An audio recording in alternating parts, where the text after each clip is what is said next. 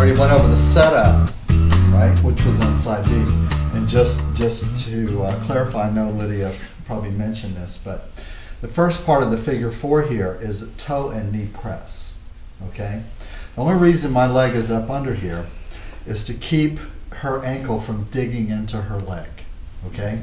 Now, I want to explain that the only people we teach it this way to are Americans, okay, and Western students. And the reason why Thais don't do it this way, because their legs are not that sensitive, okay? When classically, the way I was taught to do this is it's like this, and you just push the toes and the knees right to the floor, okay? But I found very, very quickly that most of my American students and clients were hypersensitive to these points on the knee, and they couldn't tolerate it. And so I wasn't able to get the extension on the toe or the knee. And so we did this little accommodation, which is just to take some of the pressure of the ankle off of the leg above. But I'm just telling you this as a disclaimer, that technically that's not the traditional posture. The traditional posture was to drive the toes to the floor and drive the knee to the floor at the same time. Okay? That's actually the yoga asana. Okay? So in your personal practice, as you work on this, as you become less sensitive to the pressure here on this point above the knee, if you can get out from under it and get more of this posture, this is actually more correct. I'm just giving you, that as a little bit of a disclaimer. Okay, and then to come out from this, to keep from straining, remember it's always push on the knee as you lift the foot. Don't try to just lift both at the same time.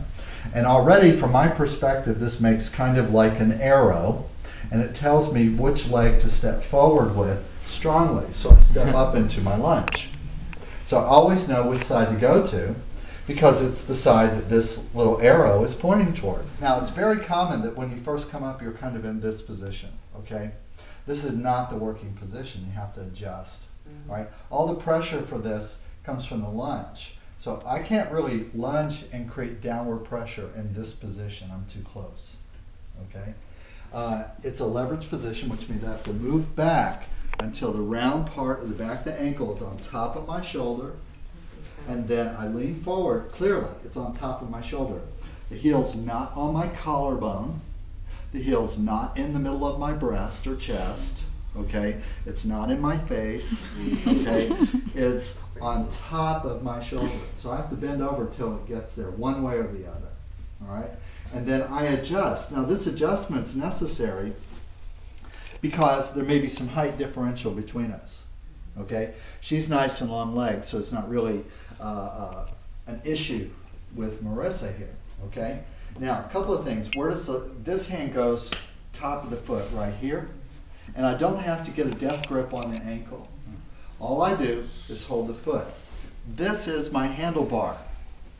This is my handlebar. In other words, I can drive in or I can drive out. In other words, I can steer. That's what this hand is for, is steering. It corrects the angle of the knee. So now I don't have to worry about the knee. Now, as I move forward, I'm not going to push down at all. I'm going to look straight ahead, this way, because it's a forward lunge. Now also notice it's a good lunge, so that means that my front foot is pointing straight ahead. There's no twist. If I have this foot turned out, then the medial collateral ligament is what's leading into the pressure, and that's the weakest point on the knee. I don't want the medial knee to lead forward. I want the patella to lead forward. So I have to turn the foot in, make sure it's nice and straight, okay? Now, I'm not going to push down at all. I'm going to lunge forward and drop my weight into the point. Do you see? Now, because of this positioning, that means the weight's going straight up and down. Okay? I'm not pushing up and in. I'm going straight up and down. And all the weight's coming from my core, from my belly, from my hada. Okay? And it's 1, a little exhale every time, 2, and 3, and 2, and 1. There's no reason to bend over other than to keep this foot on top of my shoulder. I'm kind of on an angle. If you look from the side, you should see a fairly straight line from the back of my knee to my shoulder where her foot is. And if you see that, I'm in the right position. For her, I'm on the most posterior central aspect of the back of her upper leg, and the first point is right on top of the sit bone. So basically it's on top of the pelvis in this angle. I'm flattening her hips and pelvis to the floor. Now, this knee is kind of important. When I go to move forward, I don't want this knee to be inside of her shoulder. If it goes inside, what happens when I add pressure, especially on point number 2, is I start to bind the groin. Okay, I don't want to bind the groin. I want the hips to open, not to close. See, knee moving toward the center is closing the pelvis. I want to open the pelvis, so I'm going to move it out. It's better to be over the shoulder or even a little out than it is to be in. So if you have a choice in this position, go out a little bit, don't go in. Okay, so I did my 1, 2, 3, 2, 1, okay? And then I'm going to change position, and it's always